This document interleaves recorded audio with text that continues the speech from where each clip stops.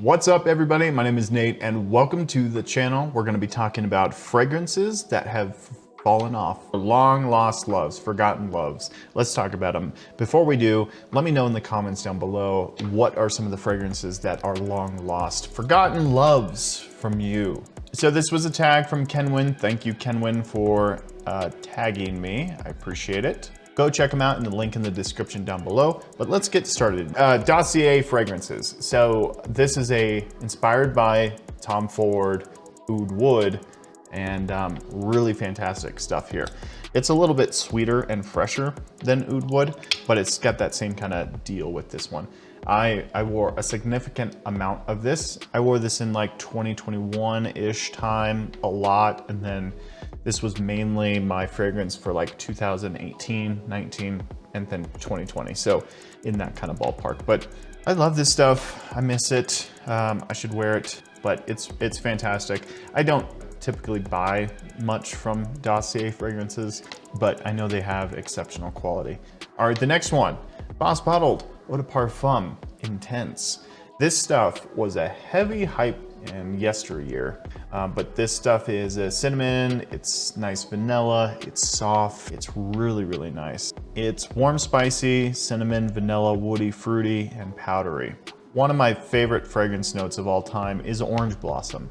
Orange blossom and apple and cinnamon. It smells like an apple pie with this fresh, clean orange blossom kind of smell. It's just fantastic. And it was discontinued. I actually have an inspired by fragrance coming, and I'll make a video about that. You know, of course I will, but apparently it's really close to this. So I'm excited. Hopefully I can start wearing this a lot more, because I don't want to wear too much of this because it is discontinued. It's hard to find. So eventually I'm going to pick up a backup bottle of Boss Bottled. It's just once I have some extra cash laying around that I'm not, allocating it to, newer fragrances for the channel to grow. Right now it's not a priority. All right, the next one is Milestone. A lot of people hate this one. And from my general take on a lot of people's opinions in FragCom, it seems to be whenever there's marine present, like there's those marine qualities, the saltiness, the marine ozonic qualities. Cologne is a molecule that gets used. And from my just general consensus of what people think, it's really off-putting for some. And marine kind of ozonic qualities are really divisive. You either love it or you hate it. And I feel like there's an in-between, but just slightly. Milestone, I hate these bottles. Milestone is fantastic. I love wearing this stuff. I'll admit I don't wear it as much as I want to. It is kind of synthetic-ish, but in the air, you smell like a stripper. I got the stripper compliment from this thing a few times, but it's a very marine heavy fragrance, nice salty approach to it, and this nice woody powdery kind of thing in here. The musk in here comes across very sharp and metallic to some people, and mixed with that powdery nuance turns off a lot of people, which I get. I understand why they would say that. I just don't see it. I really enjoy wearing the fragrance. C notes, red fruits, bergamot, violet, whitewood, sandalwood, ambroxan, musk, and vetiver. Clean base with this nice salty sea kind of thing going on in here. Kind of fruity and nice woods in here too. Really good. The musk is a little off-putting for some, but for me, I like it. All right, let's talk about the next one. This is Abercrombie & Fitch First Instinct Stream. That's a mouthful. I feel like this was a rack store hype beast for a little while, but this is a really good line. If you're interested at all in this line, I would encourage you to, because a lot of them are just really easy to wear and just amazing. This one picks up a lot of similarities, to me at least. I know a lot of people disagree with me on this, but slightly. So this one has the same similarities. Spice Bomb Night Vision Eau de Parfum. So these ones kind of smell somewhat similar. Not exact. This is not a inspired by or clone of. It's I just find that the same kind of nuances exist in this one versus the Spice Bomb. Some of the notes in here: musky, fresh spicy, warm spicy, amber, tropical, fruity, ozonic, powdery. So you have like some star fruit, which is cool. And then you have some pepper, some Sichuan pepper, some cardamom, nice spice in here.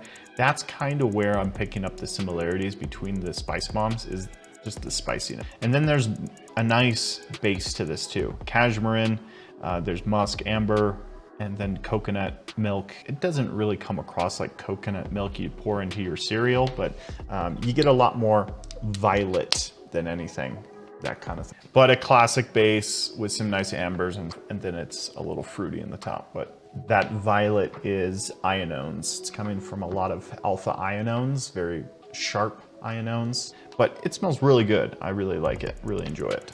All right, let's talk about the next one. This is Acqua di Gio Absolute. So this was a forgotten love of mine. I haven't forgotten about it totally, but it just doesn't get as much love as it once. Funny story how I picked up Acqua di Gio Absolute. I was dating a girl at the time, and I wanted to pick up a new fragrance. Something, you know, I had some extra cash and I wanted to pick up a new fragrance. So I asked her, I said, hey, here's my credit card, go into Ulta and pick out whatever you'd like for me, of course. That sounds so messed up. No, but I said, I want a new cologne. I want you to love it. Can you go in there and pick out something for me? And she loved it. What girl would not like just getting your credit card handed to you? Anyway, she came out with this. I didn't really know what it was, and I was like, oh, okay. Smelled it, it was nice, it was nice. So anyway, this forgotten love of mine, love it.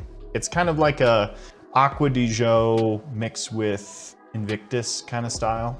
I personally think it's the best Acqua di Gio ever, but you know, a lot of people don't agree with that. It's the black sheep in the whole line. C notes: bergamot, pear, apple, grapefruit, lemon, lavender, rosemary, geranium, woodsy notes, tonka bean, amberwood, patchouli, and labdanum. I think it's one of the best from the whole line. I really believe so. But it's a long lost, forgotten love. I have so many fragrances that I wear. A lot of these ones that I could wear every day, I just don't, because I have so many that I'm different testings and all this other stuff. All right, let's talk about the next one. This is Roche's L'Homme. I picked this one up at the beginning of the channel, and I was really excited about this one. It was kind of a fresh and clean, musky pineapple kind of smell. I liked it. I like it. I shouldn't say I liked it before, but I still like it. It's really nice. It's got this like sweet citrus kind of tone to it. It's got this pineapple accord in here. It's kind of green and herbal, but the main thing with it is it's musky and aromatic. This one has some blood orange, some cardamom, some pineapple, juniper berry, geranium, basil, tonka bean, patchouli, and moss. This stuff smells like $1,000,000. It seriously does. When you spray it on, you get a nice dose of juniper berry with some nice blood orange and pineapple, giving it this like sweet top. Cardamom is present, and the geranium and the basil is giving this like green quality to it. Patchouli, moss, and tonka bean, creamy base. Let me tell you, this stuff is really creamy in the base, but this one has a overdose of musk. And the musk in here is like, it's a really clean fabric softener with a touch overdose of like a nitro musk, or like some kind of like, you know, heavier musk that gives it character to it. But it's mainly a fresh and clean laundry musk that comes across kind of clean and sophisticated. And then that spice in there is mixing with that musk, giving it this like sexy approach. Anyway, there's probably a ton more than I'm forgetting, like, you know, but that's the point of the video. It's like, it's forgotten. So I've forgotten what I have. Story of my life. Let me know in the comments down below, what are some fragrances that you've forgotten about that you really love, that just get pushed to the back of the shelf because you're wearing so many different things? It happens, and it's normal, especially in fragrance collecting. Thanks so much for watching the video. We'll see you next time.